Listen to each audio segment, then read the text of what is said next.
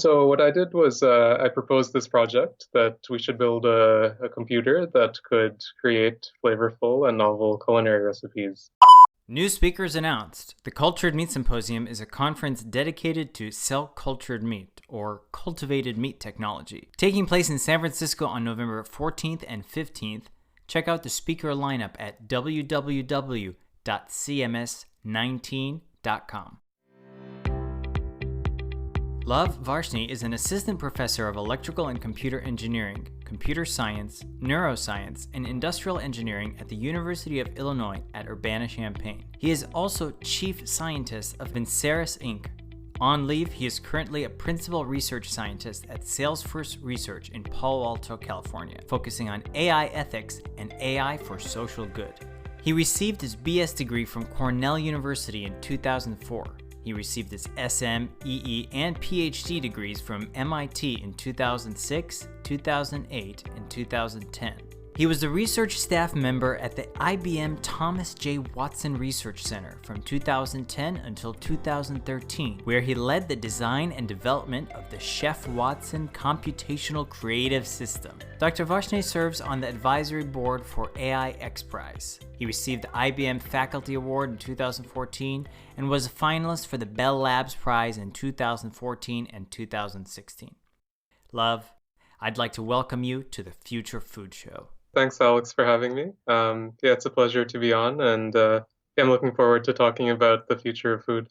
Let's start with your background. What did you study, and what was the focus of your PhD? Yeah, so all of my degrees are in electrical engineering. My doctoral work at MIT was focused on information theory, and in particular, trying to understand the limits of communication systems and decision systems when the receiver has certain limitations, whether it's noisy or resource limited in various ways. And so I was largely proving mathematical theorems about such systems. You did work at Cornell, and then you went over to MIT, is that right? Yeah. I went to college at Cornell, and then I went to MIT, and then after that, I joined IBM for a few years, and then I've been a professor at the University of Illinois since then, and this year I'm on leave at Salesforce Research out here in Palo Alto. My focus is on the ethics and the social good applications of artificial intelligence. So one of the interesting questions in artificial intelligence these days is the question of fairness. It's one of the key ethical questions because notions of justice and fairness are embedded in the algorithms and the data that's used to train them. And so, I was at the AI for Good Summit in Geneva that the United Nations folks ran a couple months ago. And that was one of the interesting focuses, one of the central focuses. In particular, certain technologies work better for certain subpopulations. And so that seems to be unfair. For example, face recognition. It seems to work for certain subpopulations better than others. And so one of the kind of questions that people are asking in AI ethics is how can we ensure that algorithms are fair for different people, whether they're recommending them for jobs or recommending their kind of criminal sentencing or doing face recognition, a variety of tasks like that.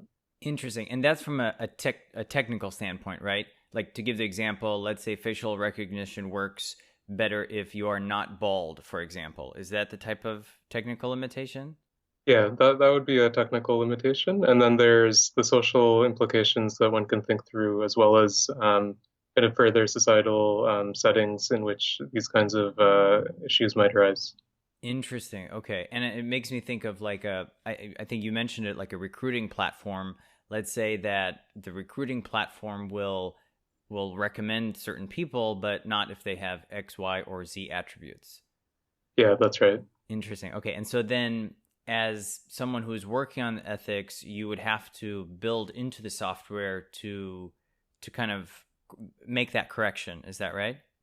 Yeah, there's different ways of approaching it. In fact, perhaps the best way to do it is since a lot of modern machine learning is based on large training data sets, it's to ensure that the data itself is that you're training on is fair. Is fair. Interesting. Okay. And not to jump into this topic too much, but when we're talking about fairness, what is there a way to measure that? Like, is there a metric for fairness? Yeah, in fact, there's been a proliferation of metrics in the academic literature to try to mathematize what it means to be fair. There are certain limitations of each of the metrics, and so that's still an open question of how to define it very precisely. In fact, most people believe that it's actually contextual, so the context actually determines the appropriate notion of fairness that one should consider. Interesting. Okay. And I'm sure that makes things a lot more difficult when you're bringing AI and ML into the picture. Yeah. So the fact that there is this zoo of possibilities of what we mean by fair makes it kind of more difficult to achieve all of them simultaneously, for sure. But also it raises the natural question, which ones should we pick and focus on? I want to jump into a question about Chef Watson and your work at IBM. But before that, I want to ask you about the startup scene in Champaign. I saw that on your LinkedIn profile, there was a company that you were involved with, a startup in Champaign that's doing work with AI. Is that right? Yeah, that's right. So I've been serving as the chief scientist of a startup in Champaign called Ensaras. And Ensaras is focused on using artificial intelligence in the wastewater treatment field, in part dealing with food waste, but much more generally as well. And so we've been looking at ways of smartly classifying wastewater, whether it needs treatment or not, and also looking at questions of optimizing the plant operations using artificial intelligence. Very cool. And is that startup involved with the university? So, for example, are they in like enterprise works or is it separate from the university? Yeah, so the nice thing in Urbana-Champaign is that there's a nice ecosystem in Research Park. Yeah, Enterprise Works is a strong supporter of that. And so this past summer, we did have office space in Enterprise Works. We had some interns from the university working with us, and yeah, it was a nice experience working with them. About a year ago, you told me about the really cool work that you did at IBM on the Chef Watson project. So, what is Chef Watson? This was back in 2012. I was working at IBM just after my doctoral work, and we had this charge from the company to come up with something as crazy and compelling as winning Jeopardy! And so I had proposed this idea of extending computing into creativity, which is not usually a field that one thinks about as some place where computers could be good, especially back then.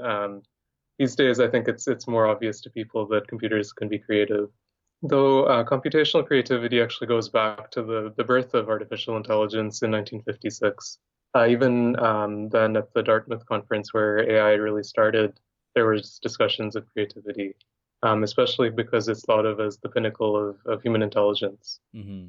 And so what I did was I proposed this project that we should build a computer that could create flavorful and novel culinary recipes. And the reason I chose food as the initial domain for this creativity investigation was, first of all, it's so central to human health and culture. Everyone eats, I guess most people eat at least 3 times a day. I think most people eat a little bit more than that. Um, and the Food Network is often more popular than ESPN on TV. Secondly, it is very central to health, of course. Food is very much a central determinant of health. And third, if you were working at a company like I was at the time, the fact that food is, I guess, more than 1/10 of the world economy is a good thing. If you can make even small impacts, that can be large from a financial perspective.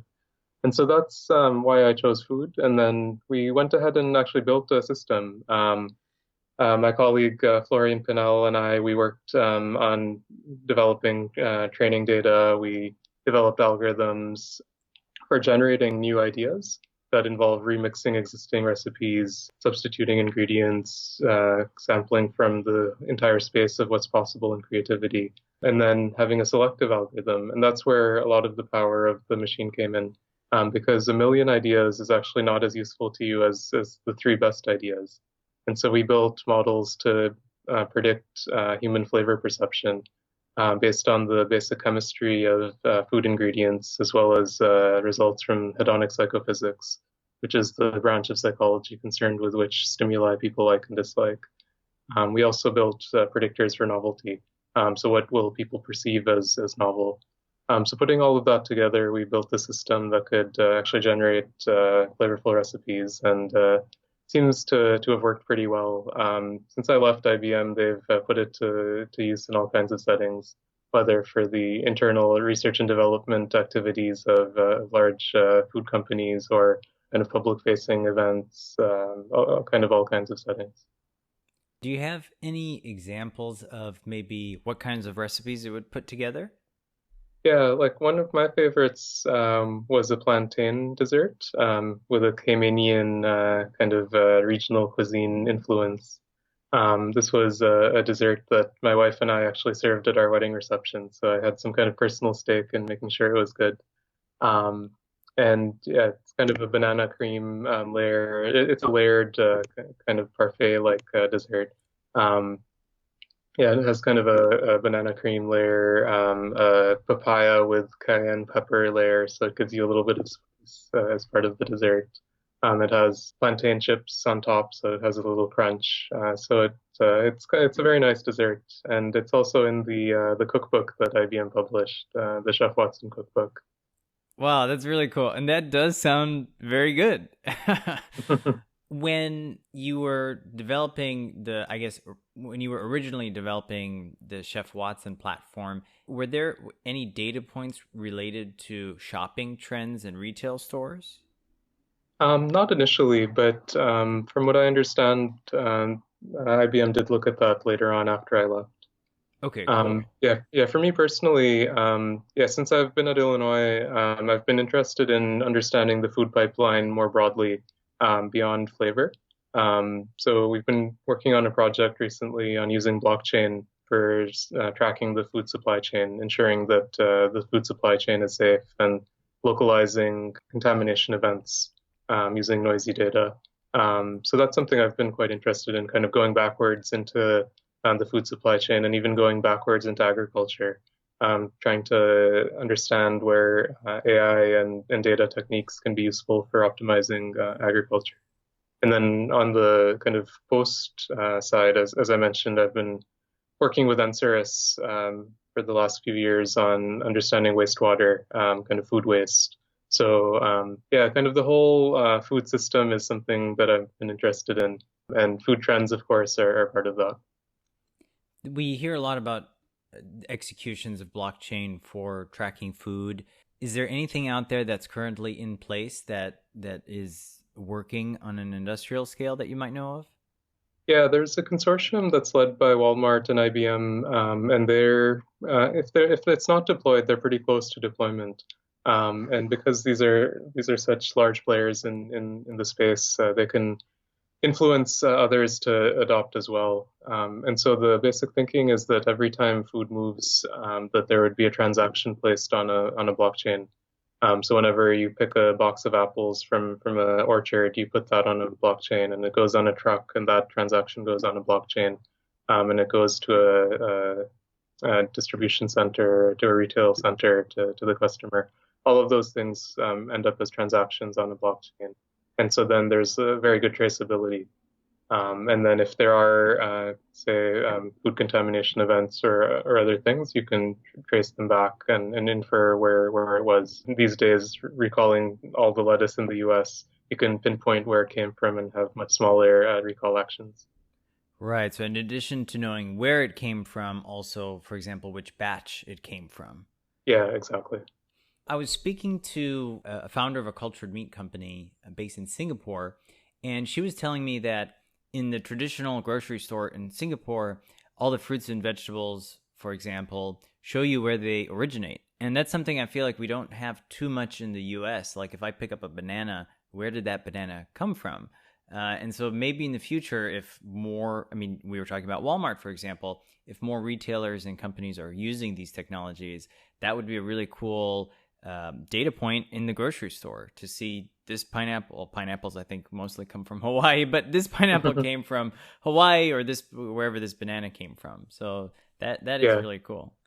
Yeah, in fact, yeah, if you've noticed, there are certain fruits now that have QR codes on their packaging, and so you can scan those and actually see some of the provenance of where they came from. But Oh, I think, cool. yeah, but I think it will become more and more prominent as these things go. And one of the other interesting things about this is right now we typically abstract kind of food into large categories like grade A eggs.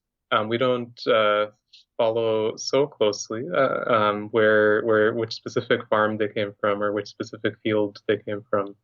And this is a bit of a historical remnant from the grain elevators in Chicago in the 1800s when they established the Board of Trade. It was easier to treat commodities as commodities rather than knowing which specific field they came from. It enabled trade and led to the worldwide financial system. But now there's growing interest in kind of knowing where things come from. So that allows farmers to actually create higher value products.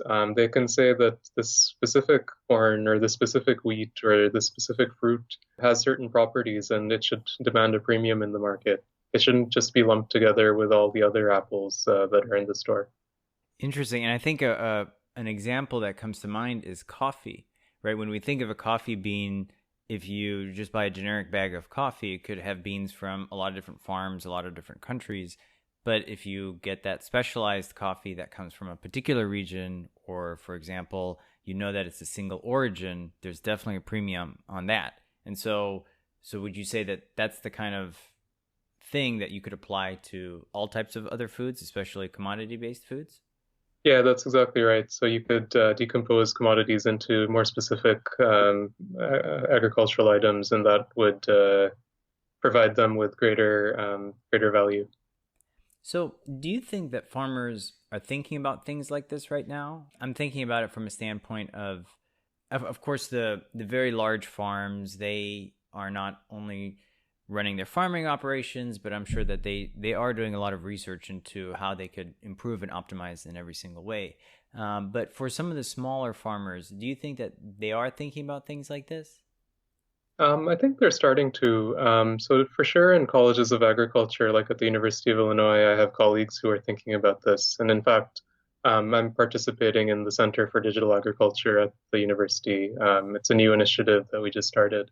And through that research, as well as outreach to farmers, I think some of these ideas are definitely spreading. All state universities have a strong outreach program. It's called the Agricultural Extension Program.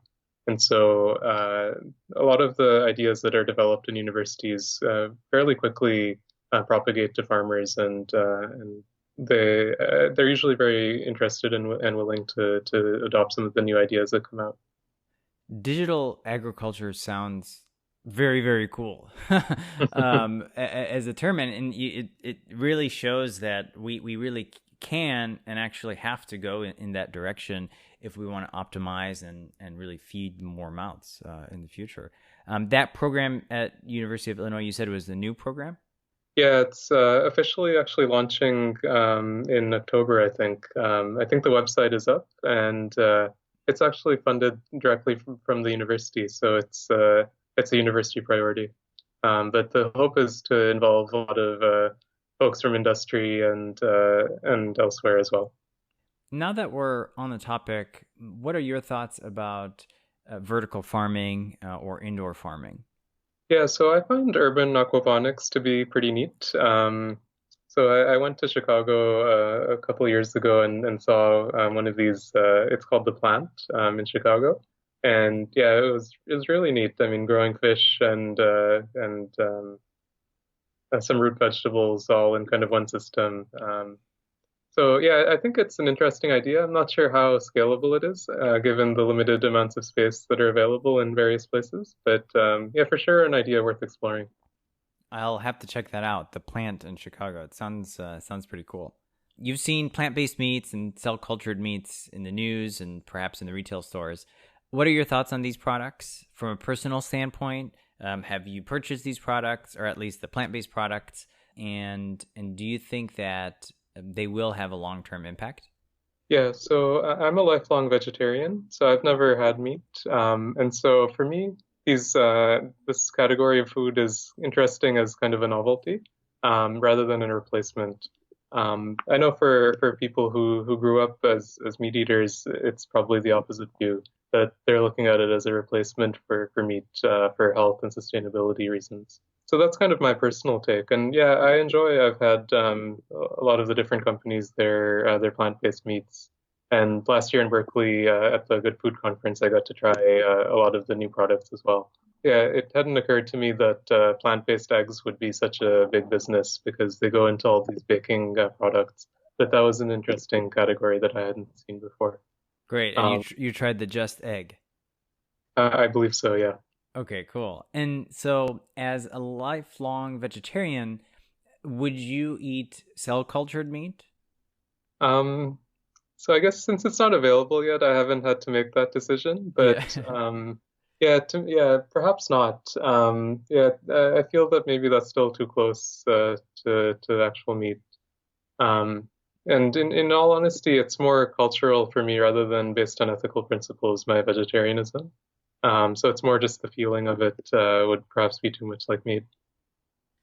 I stumbled on this video of it was with Mark Zuckerberg and Facebook in like 2004, and he was being interviewed by a news agency, and they were talking to him about what Facebook is, and he was saying it's a platform that allows you to see other people at your university and who their friends are and what their interests are. And back then, it didn't seem like such a big deal. And it also didn't seem like it could be such an important thing when it comes to privacy. I want to kind of take that example and use it towards AI. Like, we know that new AI technologies are coming, companies are using AI on a daily basis, but what kind of major events or technologies do you think will be the norm in the future because of the work that we're doing to advance AI? Yeah. So as you mentioned, artificial intelligence has advanced quite a bit in the last few years, especially with deep learning.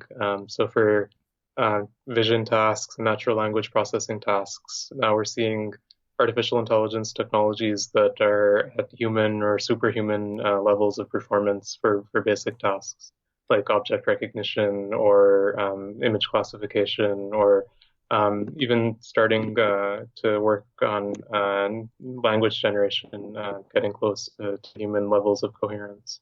So yeah, the technologies are getting really powerful. In terms of where they'll actually be deployed in the world, that's a good question. And in fact, one of the interesting things in the history of technology is that the producers of technology often don't know what will happen. It's often the users of technology that reinterpret the technologies and understand where it will be deployed, and that actually influences future design of the systems as well. Just as an example, to go back to another general purpose technology of previous centuries, when radio was first invented, it was thought of as a replacement for wireline telegraphy. It was even called wireless telegraphy, and it was thought of as a point-to-point communication medium. But users of the technology realized that, in fact, broadcast is the killer app of radio. The fact that you can reach a lot of people simultaneously. And it was users who pushed it into that direction, and that's how we understand radio now. And for people like Marconi, it was unimaginable that you would use it as a broadcast medium. So I think it's hard to tell what the future will hold, but I think users of these technologies will drive it quite a bit further in ways that the producers of these technologies wouldn't have imagined. Interesting. Okay, and that is a fantastic example. On this topic, I met with Martin Eberhardt. He's actually a U of I graduate that worked on products like the Rocket Book, and then he later was one of the original founders of Tesla.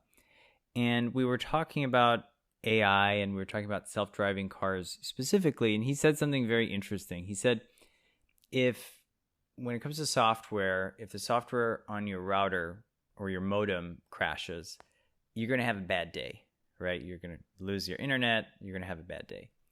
If the software in your vehicle that's driving you crashes, people could die, right? And that's really depending on computers to drive a car.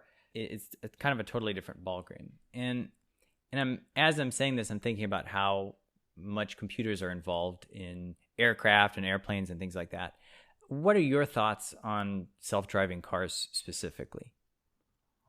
So I find autonomy very interesting. I think it's really powerful. And a lot of people are pursuing autonomous driving for general settings. I think a nicer approach is one that my former roommate in grad school, Sirtaj Karman, and his company Optimus Ride are taking. They're trying to initially deploy autonomous vehicles within closed communities where they can get a very good mapping of all the roads and the culture of the place and just restricting their vehicles to those smaller communities. I think that being in a more controlled environment initially is a very nice idea. Going forward, I think autonomy will start to be deployed in a lot more settings. And it's not that creating reliability is foreign to us. There's a long history of computers being quite reliable. Perhaps the most famous example is the Apollo program going to the moon 50 years ago. Those computers were very reliable. They didn't have any failures or any failures at all. And I guess we sent a man to the moon and returned him safely to Earth. So, and actually these days, for example, my colleague at Illinois, Shayan Mitra, he's been looking at using formal methods for verification of the safety of autonomous vehicles. So again, kind of some very solid research that's suggestive that there's ways of making sure things work as we intend. It is crazy to think that it was 50 years ago that we went to the moon, and how computer technology has advanced. So that is quite crazy. I've been using the term AI. Is that the best term to refer to the industry? Yeah, I think that's the term that's become adopted in the last few years. There's sub-branches of artificial intelligence, like machine learning, that have their own history that also connect to other fields like statistics and signal processing. And then there's more logic-based symbolic AI systems. I think a lot of these techniques are now cast into this common bucket. But I think it's a nice way to talk about it. You recently mentioned that over the last few years, AI research has increased and advanced tremendously. Why do you think that is? And I will first say, is it because of neural networks? Yeah, so yeah, I think the incredible growth of these technologies has been driven largely by the deep learning revolution. This idea that we can use neural networks, very large neural networks trained on very large data, to accomplish tasks at superhuman levels. And that has really been enabled by advances in both data as well as computing hardware. So the ability to do these things at large scale has really been the driver. U of I think they're still running the Blue Waters program. Is that right? Yeah, so a lot of supercomputing was developed at Illinois and is still Illinois is still a leader in supercomputing. Have you worked with that department at all? So my colleague Wenmei Hu in electrical and computer engineering at Illinois was the original principal investigator for the Blue Waters program, and I collaborate with him quite closely. He's actually leading a center that I'm part of, and also is my acting department head. So I've had a good chance to work with a lot of computer engineering folks at Illinois and learn about various settings where supercomputing can be used. For someone that's interested in getting into AI, either as a student or maybe somebody who's currently in a professional setting that wants to switch industries, what advice do you have for them? So I think this is an area that one can get into fairly easily if one has the appropriate background. So one can build up their computing background, computer science and computer engineering. One can build up their statistical knowledge as well as algorithms for optimization. And so all of these ideas will contribute to building AI systems. But then there's also the users. So a different approach is to treat certain algorithmic ideas as black boxes and think about how they can be deployed into various industries like wastewater or flavor science or supply chain management. And that's a different way of thinking. And there one should understand the capabilities of algorithms and the inputs and outputs and kind of the names of different problems, like what's the difference between classification and regression? What is it, broadly speaking, that reinforcement learning does? And so I think that's another way into it. And then one can collaborate with folks to define which problems in one's given industry are most amenable to AI. And then one can take off the shelf or kind of fine-tuned algorithms that already exist. Would you say that small teams and startups could make a big impact in the field? Yeah, for sure. I think there's a lot of scope for startups to make an impact, especially in taking it to new applications, functionally new applications. You can learn more about Love on LinkedIn. Are there any last insights that you might have for our listeners today? Yeah, so given that the focus of this podcast is on food, let me also just mention that I think one of the great revolutions in food was the Columbian Exchange. In after Columbus came to the New World, we kind of doubled the number of ingredients that we could use. But for example, the potato, when it went back to the Old World, wasn't used so much, and it was largely because people didn't know how to cook with it, and it wasn't so flavorful. And we're seeing some of that right now with these plant-based meats as a new product category. And so if we can think about the flavor and the usage a little bit more and define a kind of a new category of how to use it, I think that can be really powerful. And in particular, AI techniques might help us discover new ways of using these new ingredients. Interesting. And it makes me think back to how the user could, in very many ways, shape the future of a type of technology. Yep, for sure. Exactly. Thank you so much for being with us today on the Cultured Meat and Future Food Show. Great. Thanks, Alex, for having me.